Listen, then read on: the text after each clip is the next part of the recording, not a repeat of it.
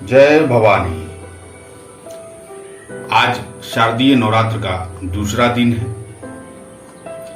और आज के दिन मां के जिस स्वरूप की हम आराधना करते हैं उसे ब्रह्मचारिणी कहा गया है। ब्रह्मचारिणी दो शब्दों के मेल से बना है, ब्रह्म और चारिणी। ब्रह्म का अर्थ है तप, तपस्या, और चारिणी का अर्थ है आचरण, अर्थात तप का आचरण करने वाली मां ब्रह्मचारिणी देवी।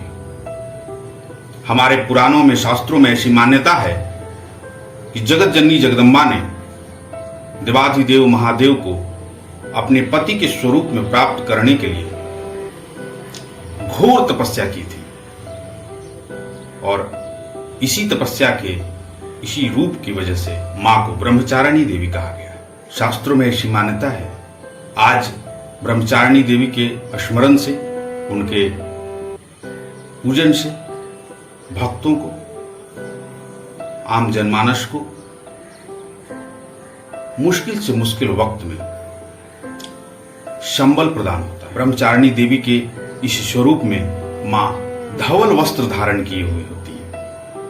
मां के दाहिने हाथ में अष्टदल की जप माला और बाएं हाथ में कमंडल विराजता है।